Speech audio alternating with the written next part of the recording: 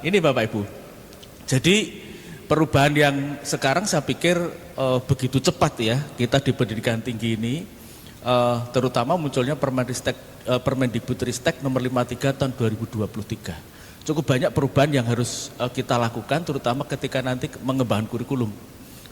Bagaimana menstrukturkan kurikulum, bagaimana mengembangkan CPL dan sebagainya. Tetapi orientasi kita dalam pengembangan kurikulum nanti adalah bagaimana mengimplementasi MBKM, tetapi tidak lagi ada perdebatan dengan kurikulum di program studi. Ya. Baik, nah ini Bapak Ibu saya mulai dari di sini dulu. Mungkin sudah pernah mengenal OBI ya Bapak Ibu ya. Sekarang kan pendekatannya ke arah sana. Pernah mendengar? Outcome Based Education. Itu kalau diterjemahkan apa Bapak Ibu?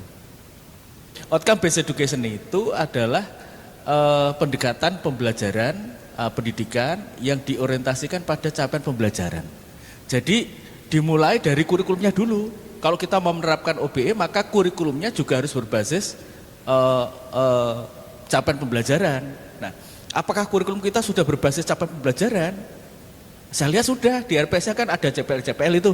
Nah, orientasinya untuk pencapaian itu, kita sudah ke sana.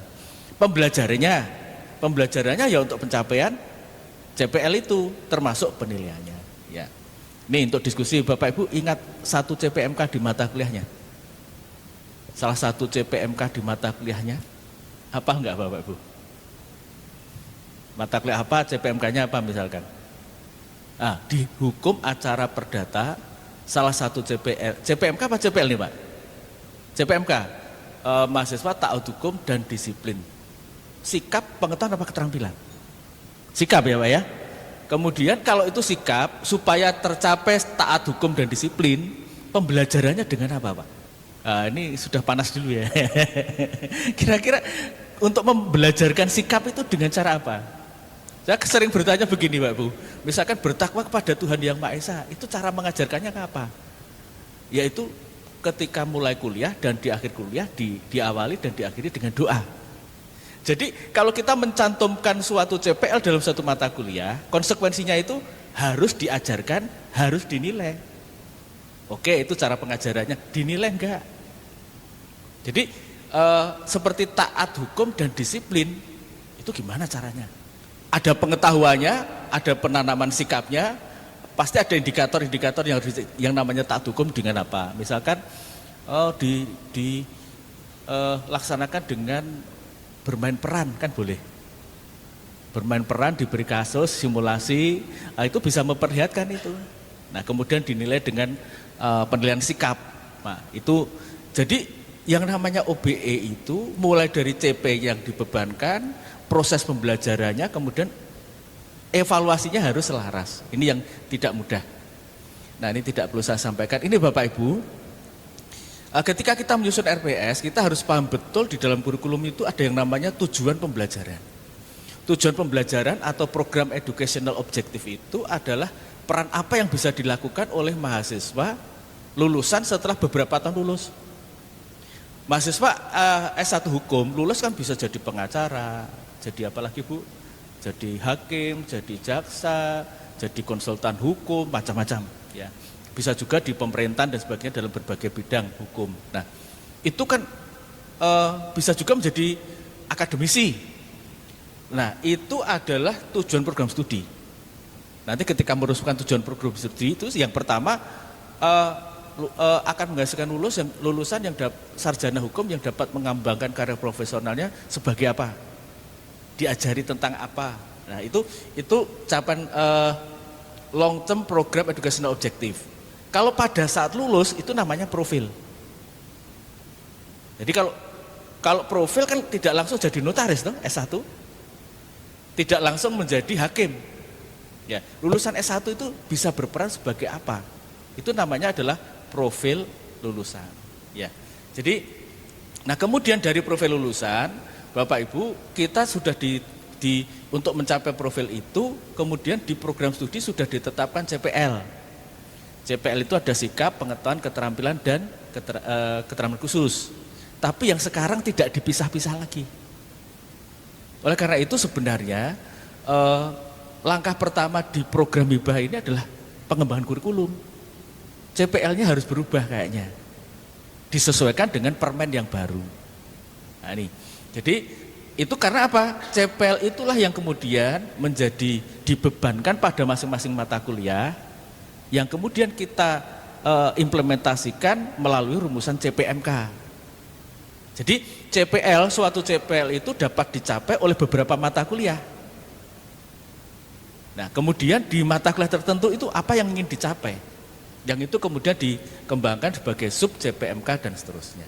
Ini urutannya Bapak Ibu. Jadi ketika kita melaksanakan pembelajaran itu sebenarnya ya untuk membentuk profil lulusan kita seperti apa yang sudah kita rumuskan. Nah ini beberapa yang perlu kita pahami benar Bapak Ibu, bedanya S1, kemudian magister dan program doktor. Untuk S1 itu menguasai konsep teoritis di bidang pengetahuan dan keterampilan tertentu secara umum dan khusus untuk menyelesaikan masalah secara prosedural. Jadi belum sampai pada pengembangan. S1. Kadang-kadang ketika ujian skripsi dan sebagainya kita berbeda pandangan. Ujian skripsi ditanya temuannya apa saudara? Padahal temuan itu kan ujian untuk S3. Jadi pertanyaan promotornya, permataan dosennya ketika ujian disertasi ditanyakan pada mahasiswa S1 yang nggak cocok. Ya. Jadi yang penting kalau S1 misalkan kan biasa membuat dokumen-dokumen hukum kan, rambu-rambunya begini, coba buatlah dokumen hukum untuk situasi yang baru seperti apa. Nah itu prosedural seperti itu. Ya baik.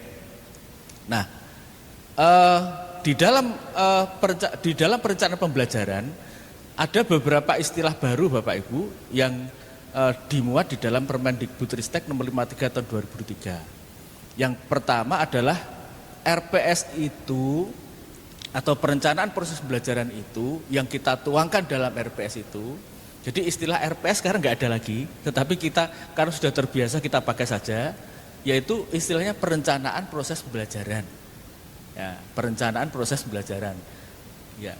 Nah, ini terdiri dari capaian pembelajaran yang menjadi tujuan. Ini kan CPL, CPMK, sub CPMK. Cara mencapai tujuan, strategi dan metode. Ya. Kemudian cara menilai. Jadi kalau sudah ada ini memenuhi Pak. Jadi RPS yang kita itu formatnya boleh macam-macam.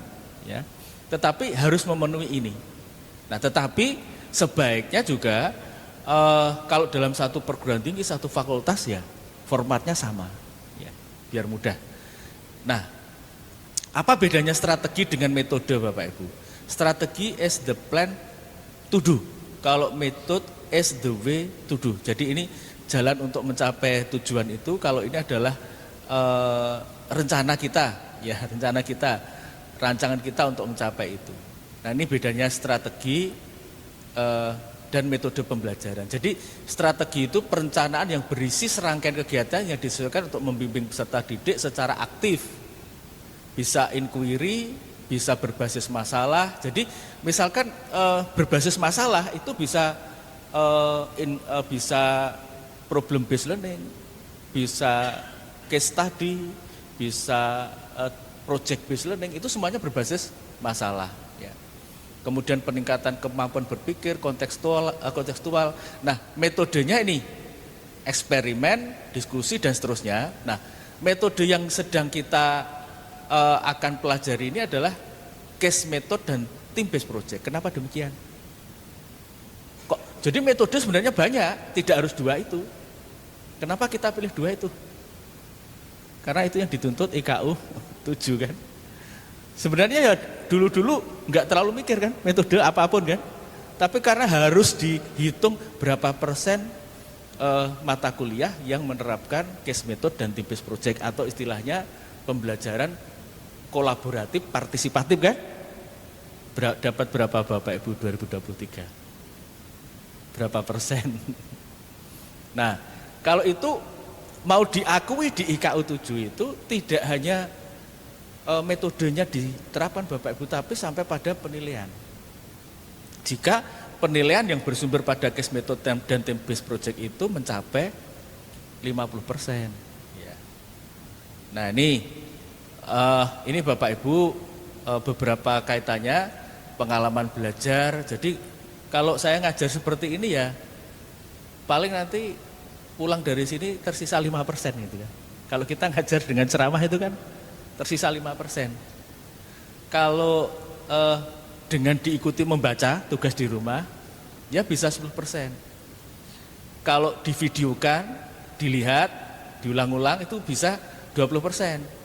Kalau didemonstrasikan, itu bisa 30%. Kalau didiskusikan, itu 50%. Kalau melakukan, seperti hari ini kita kan bintek, melakukan ya. Nah, nanti harapannya kita semuanya bisa pintar buat RPS. Nah kalau pintar buat RPS nanti RPS-nya temannya dibuatkan gitu. Nah kalau teach others itu 90%. Oleh karena itu tidak salah ketika kita di case method ataupun team based project itu kan meminta mahasiswa mempresentasikan. Jadi Bapak Ibu ketika kita mahasiswa diminta maju itu kan effortnya luar biasa. Supaya tidak malu, supaya kalau ditanya bisa menjawab. Begitupun kita. Jadi itu 90%. Ya. Ini teorinya. Nah, ini proses pembelajaran yang diminta di permen yang baru Bapak Ibu ada, saya pikir ini menciptakan suasana belajar yang menyenangkan, inklusif, kolaboratif, kreatif, efektif. Ya barangkali sudah kita lakukan tapi kita tidak tahu namanya metode apa gitu ya. Ya baik, ini yang utama ini. Jadi ketika kita akan merancang suatu RPS, yang pertama kita pegang itu apa Bapak Ibu? CPL yang dibebankan pada mata kuliah, itu amanah. Ya. Biasanya ada sikap, ada pengetahuan, ada keterampilan. Nah, seringkali saya melihat, mudah-mudahan tidak terjadi di sini, CPL-nya banyak. Ada sikap, ada pengetahuan, ada keterampilan. Begitu masuk CPMK, itu berubah. Dapat menjelaskan, sikapnya hilang, keterampilannya hilang. Nah, yang saya banyak membaca dari RPS Bapak Ibu, apa bedanya CPL dan CPMK? Betul. Jadi suatu CPL itu dicapai oleh beberapa mata kuliah. Jadi rumusannya sama apa berbeda Bapak Ibu? Berbeda. Tolong sebutkan satu CPL pengetahuan Bapak Ibu. Misalkan menguasai konsep teoritis tentang ilmu hukum. Oke, Bapak hafal ya. Itu kira-kira dicapai dengan mata kuliah apa saja? CPL itu. Pengantar hukum masuk, apalagi Pak? Hukum acara masuk. Terus kan beberapa kan? Nah, di pengantar ilmu hukum itu CPMK-nya apa untuk CPL itu? Kan berbeda itu. Kan menguasai konsep teoritis tentang itu. Nah, di pengantar ilmu hukum sebatas apa? Gitu kan? Sama-sama untuk mencapai CPL itu, nanti di mata kuliah yang lain sama untuk mencapai itu, tetapi sebatas apa ingin dicapai? Itu bedanya CPL dan CPMK. Ya. Ini gambaran supaya mudah Bapak Ibu ya. Misalkan di tempat kami ada program studi pendidikan. Dapat merencanakan, melaksanakan dan mengevaluasi proses pembelajaran. Gitu kan? Nah, dapat merencanakan itu ada mata kuliah sendiri namanya perencanaan pembelajaran. Melaksanakan pembelajaran ada mata kuliah sendiri, strategi pembelajaran. Evaluasi ada mata kuliah sendiri, evaluasi pembelajaran. Nah, CPMK ketika itu di mata kuliah perencanaan kan memang bagaimana dia dapat merencanakan pembelajaran. Ketika itu dapat perencanaan, bagaimana dia memilih strategi yang tepat untuk pembelajaran. Ketika evaluasi, bagaimana mengevaluasi pembelajaran. Itu beda, tetapi tujuannya untuk mencapai CPL 1 itu. Ini Bapak Ibu ya. Nah, kemudian setiap tahap pembelajaran itu namanya sub CPMK. Untuk menguasai konsep dasar ilmu hukum itu berarti kan harus dimulai dulu. pertemuan pertama, ketiga mungkin teori dasar. Kemudian sudah mengkaji dengan produk-produk hukum. Kemudian menerapkan, kan gitu. Jadi bertahap. Itulah namanya yang kita sebut sebagai sub CPMK atau lesson learning outcome. Kalau CPMK itu course learning outcome. Kalau CPL itu learning outcome. Nanti barangkali kan suatu saat akan akreditasi internasional. Istilah-istilah itu mulai kita kenalkan. Nah, kalau CP-nya sudah kita tetapkan, berarti kita menentukan aktivitas belajar dan metode pembelajaran apa yang pas. Kalau misalkan itu menguasai konsep dasar itu kan, misalkan mahasiswa dapat menjelaskan tentang apa itu Pak ya. Saya nggak ngerti tentang ilmu hukum, meskipun istri saya juga dari hukum. Tapi saya nggak belajar dari istri saya. Ya, jadi berarti kalau itu untuk misalkan menguasai itu indikatornya apa ya?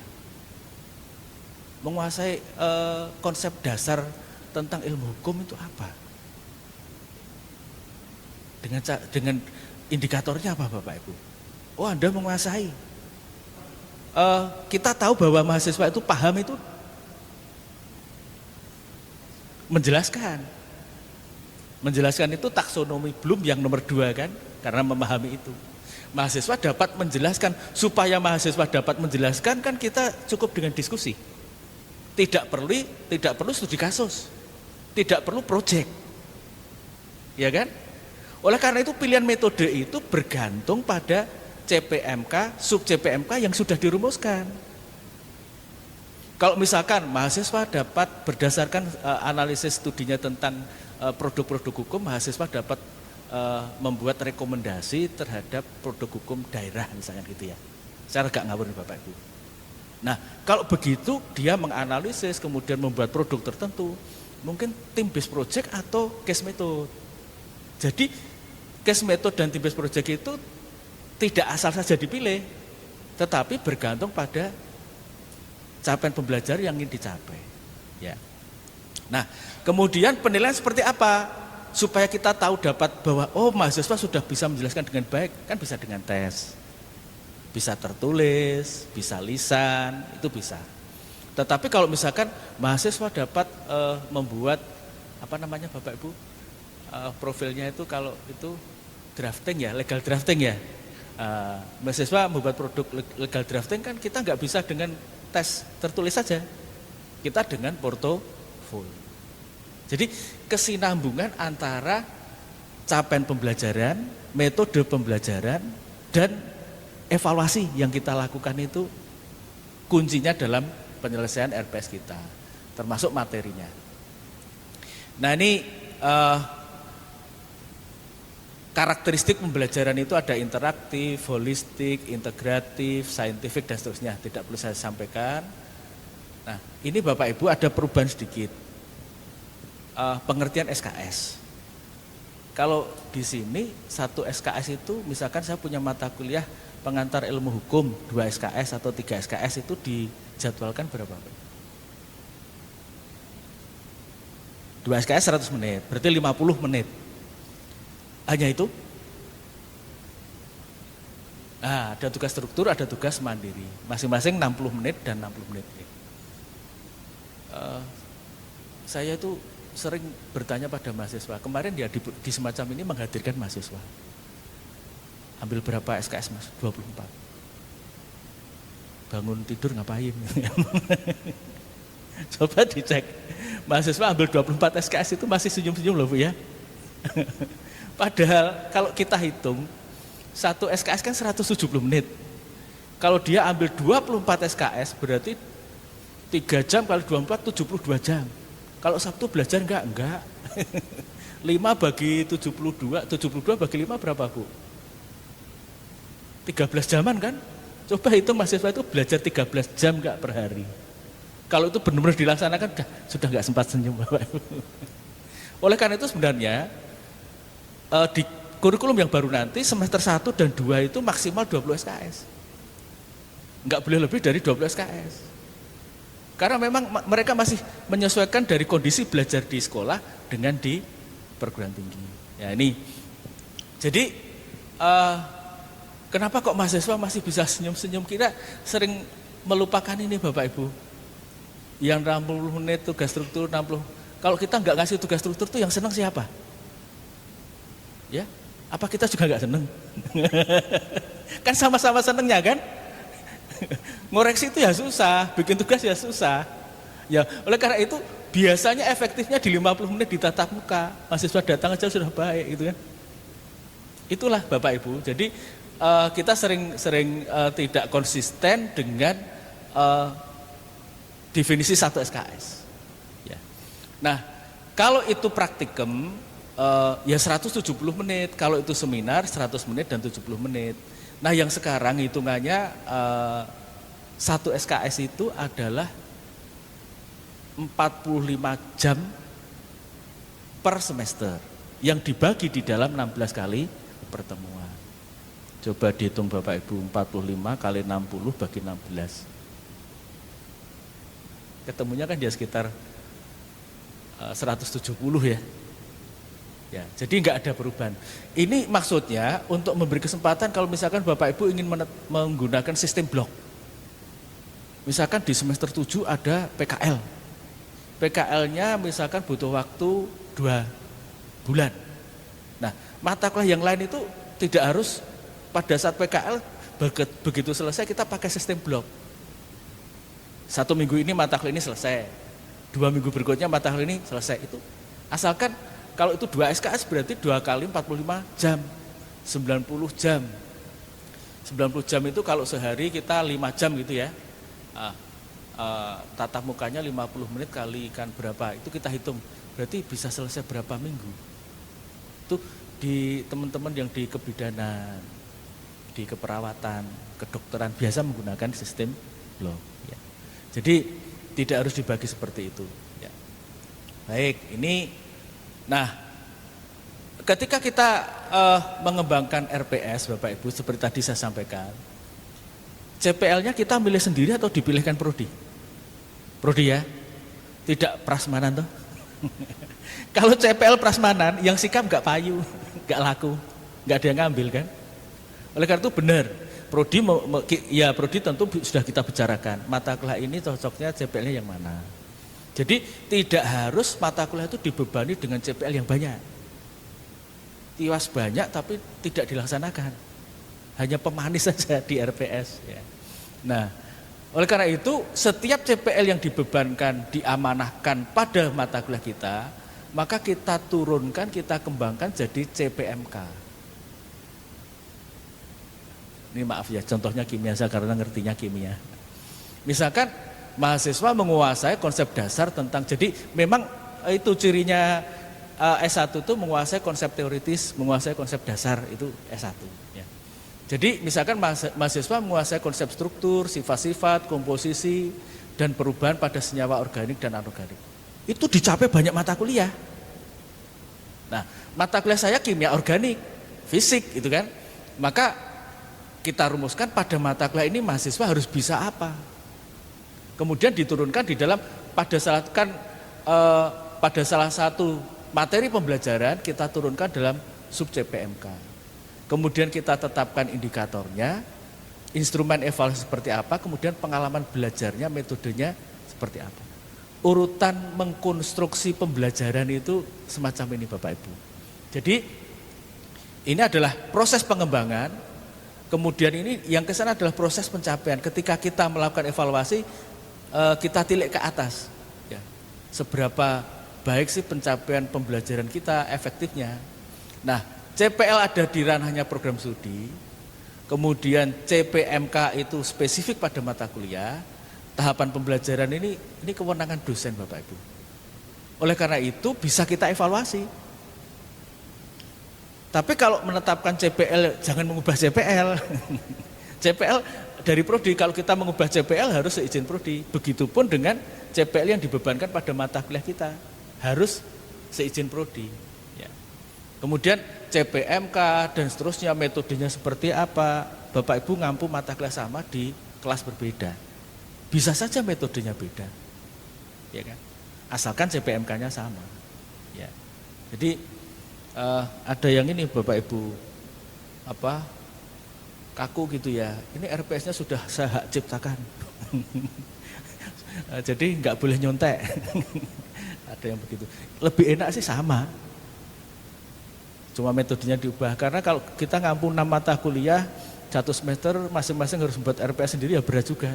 Jadi beban administrasi. Ya. Sebaiknya RPS itu disusun oleh tim mata kuliah. Ya. Baik, ini yang sering dilupakan, kata kerja operasional. Supaya rumusan CPL kita, CPM kita, sub CPMK kita, mudah diukur, maka digunakan kata kerja operasional semacam ini. Jadi kalau kognitif itu mengingat, memahami, menerapkan, menganalisis, mengevaluasi dan menciptakan. Kalau S1 ya kira-kira mulai dari 2 sampai dengan 5 nih Bapak Ibu ya. Kecuali mata kuliah akhir ya.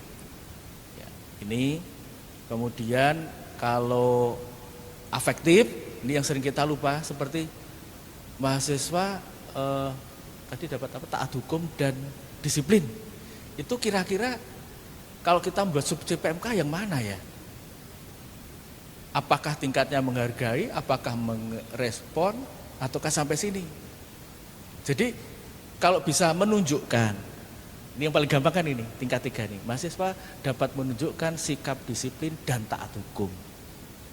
Caranya bagaimana? Diberikan kasus, kemudian disimulasikan, dia sebagai misalkan sebagai hakim, dia sebagai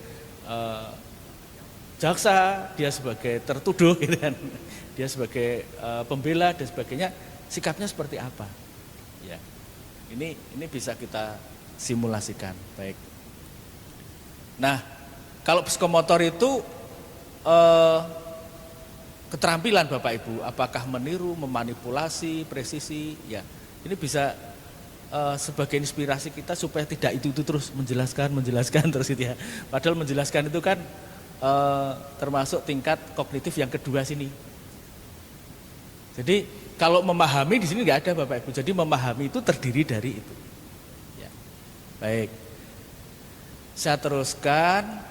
Kalau yang dulu ini RPS itu terdiri dari atas ini yang sudah Bapak Ibu tulis di format itu seperti ini. Ya. Jadi kalau kita masih pakai yang itu juga tidak masalah, tetapi ada istilah lain modalitas pembelajaran. Ya. Ini metode Bapak Ibu. Suatu mata kuliah dapat menggunakan berbagai bentuk pembelajaran dan berbagai metode pembelajaran. Misalkan bentuk itu bisa kuliah, bisa responsi atau tutorial, bisa seminar, bisa praktikum. Yang biasa dihukum apa Bapak Ibu yang dipakai? Kuliah pasti ya, responsi, penelitian pasti ya, kemudian praktikum ada enggak? Praktek ya, praktek ada ya. Nah jadi kalau kita punya suatu mata kuliah, bisa saja menerapkan kuliah, minggu depan praktek, bisa saja campuran, tidak harus disendirikan ya. Tapi kalau disendirikan juga boleh. Metodenya itu dari diskusi kelompok, simulasi tadi, studi kasus, pembelajaran kolaboratif dan seterusnya. Nah yang diminta itu kan case method dan team based project. Ini yang disarankan Bapak Ibu. Ya. Nih, jadi ini metode-metodenya. Nah, tadi saya sampaikan kenapa kok 2 metode itu yang penting? Karena memang 2 metode itu yang dituntut di dalam IKU 7. Bagaimana perencanaannya, prosesnya, bagaimana pelaksanaannya, dan bagaimana asesmen evaluasinya. Jadi supaya tercatat di IKU 7, maka asesmennya itu harus 50% bersumber dari aktivitas case method dan team based project. Baik. Nah, sekarang mulai masuk ini Bapak Ibu. Ya. Apa itu bedanya case method dan team based project? Jadi sebenarnya case method dan team based project itu sama-sama berbasis dari masalah. Jadi kalau case method itu bagaimana mahasiswa belajar dari kasus yang dipelajarinya. Ya. Case tadi. Kalau project base itu bagaimana mahasiswa belajar dari project yang dikerjakan. Mungkin permasalahannya sama, bisa diselesaikan dengan case method, bisa diselesaikan dengan team based project. Ya. Nah, ini barangkali yang paling Bapak Ibu sering pakai ya. Strategi implementasi case method ketika mahasiswa punya permasalahan itu bisa menggunakan strategi ini Bapak Ibu, role play or public hearing. Ya. Jadi ini untuk masalah-masalah teman-teman di ilmu sosial ataupun hukum, saya pikir bisa menerapkan ini dengan case method tapi strateginya dengan bermain peran. Ya.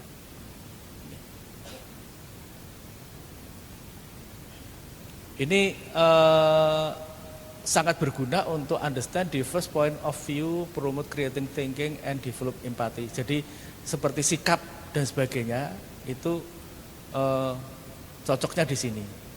Ya. Ini peran dari instruktur adalah structure the role play and jadi memfasilitasi proses simulasinya. Kemudian ini yang dilakukan mahasiswanya. Kemudian ini adalah setelah itu manfaatnya mahasiswa dapat apa. Jadi ini seni bermain peran.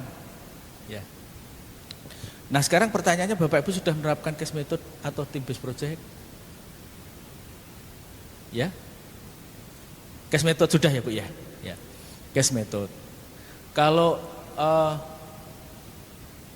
yang dilakukan seperti apa gambarannya Bapak? Ini ya, coba ini yang di panduan itu ya. Kalau case method itu mahasiswa berperan sebagai protagonis yang berusaha untuk memecahkan sebuah kasus masalah. Mahasiswa melakukan analisis terhadap kasus untuk membangun rekomendasi solusi, dibantu dengan diskusi kelompok untuk menguji dan mengembangkan rancangan solusi. Kelas berdiskusi secara aktif dengan mayoritas dari percakapan dengan oleh mahasiswa, dosen, asisten. Jadi kata kuncinya hasil dari, jadi mahasiswa belajar dari kasus yang diberikan, kemudian hasil akhirnya rekomendasi terhadap kasus itu. Sama-sama untuk memahami sudah permasalahan. Tapi kalau team based project, kelas dibagi menjadi beberapa kelompok, kelompok diberikan masalah asli atau pertanyaan kompleks, lalu diberikan ruang untuk membuat rencana kerja dan model kolaborasi.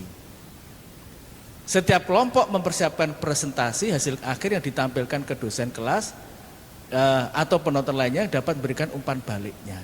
Jadi intinya kalau team based project itu hasilnya produk. Tapi sama-sama belajar untuk memecahkan kasus.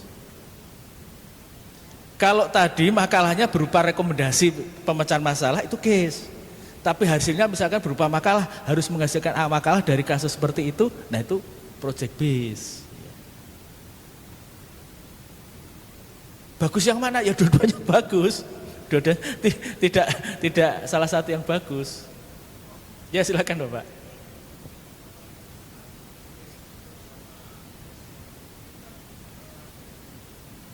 Saya melihat tergantung mata kuliah, benar? Betul. Nah, jadi tidak semua, umumnya case metode itu saya melihat mata kuliah memang acara ya. Dan mata kuliah memang ada kaitannya dengan berpraktek. Ya. Nah, saya kalau base project itu mungkin dia murni keilmuan ya Prof. Maksudnya begini, ya mungkin bicara masalah norma-norma hukum, teori-teori hukum, dasar-dasar hukum, peraturan perundang-undangan. Tapi kalau case metode itu memang harus ada eksperimen. Nah, jadi saya melihat seperti itu. Jadi artinya enggak semua mata kuliah sama dalam dua persoalan ini. Itu Prof. Sebenarnya bukan mata kuliahnya Pak. Capaian pembelajaran mata kuliah itu menuntut ke situ tidak. Bukan mata kuliahnya. Jadi bukan mata kuliah. Ya, umumnya mata kuliah tertentu sampai ke produk. Coba kita diskusikan Bapak Ibu. Contohnya kasus Vina. Ya, yang sedang hangat itu ya. Kalau itu dinilai sebagai kasus, case method, pada mata kuliah apa misalkan? Hukum pidana. Kasus Vina dihukum acara pidana. Hukum pidana. Kalau case method, apa yang ditugaskan pada mahasiswa, Pak?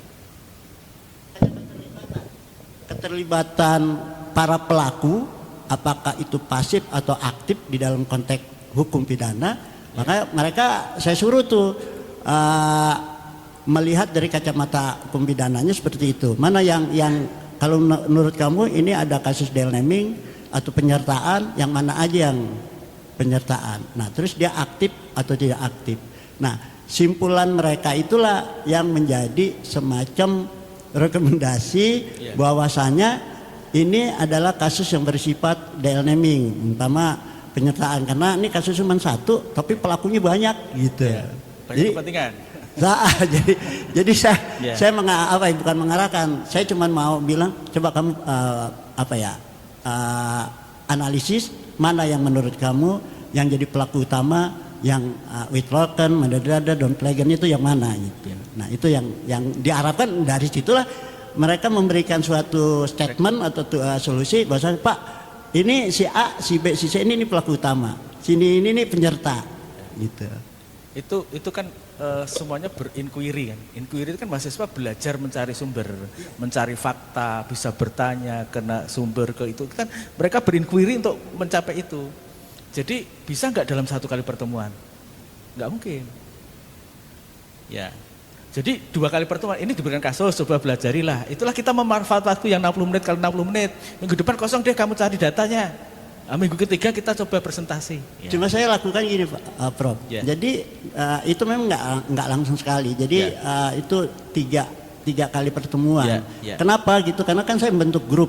Ya. Ya. Yang pertama mereka suruh cari data, gitu ya, baca literatur tuh dari itu, daripada mereka di kelas buka WA gitu ya, saya suruh cari gitu. Terus mereka suruh kumpul sama grupnya tuh. 3 atau 4 saya suruh kumpul. Nah, terus anak besoknya mereka diskusi. Nah, baru minggu ketiganya, penuh ketiga, mereka saya suruh masing-masing mempresentasikan. Sehingga itu Pak, rekomendasinya apa menurut sudut pandang hasil itu. Oke. Masalah sama bisakah di tim base project kan? Apa misalkan Pak?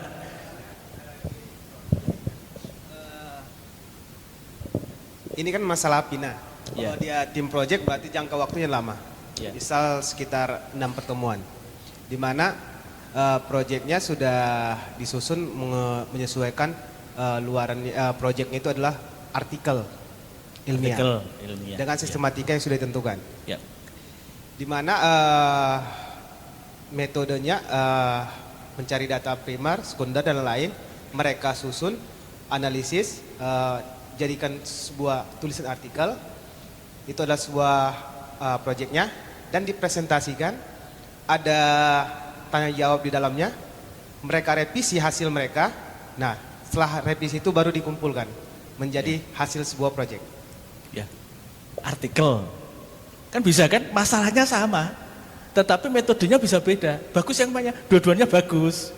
Yang penting mahasiswa kan paham dengan inquiry itu, mencari informasi sendiri. Ya. Itu lebih daripada Bapak Ibu berargumentasi kasus Vina itu harusnya, bisa saja kita berargumentasi tapi kan belum tentu tepat. Nah, kalau mahasiswa mungkin cara pandangnya bisa berbeda. Kadang-kadang mahasiswa itu menyampaikan sesuatu yang tidak kita pikirkan. Ya enggak Bapak Ibu? Nah, kali itu kita beri waktu. Ya sudah tahu bedanya sekarang Bapak Ibu contohnya. Ya.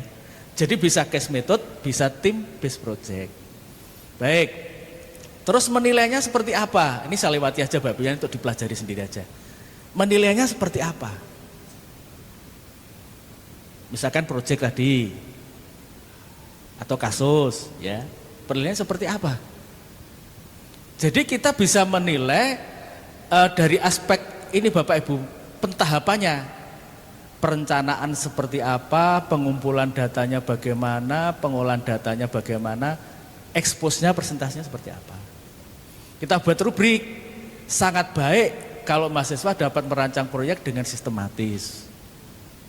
Kemudian mahasiswa dapat merancang proyek dengan sistematis tapi tidak memenuhi kriteria. Bapak sudah mendatangkan kriteria kan? Dan seterusnya. Pengumpulan datanya bagaimana mahasiswa mengumpulkan data?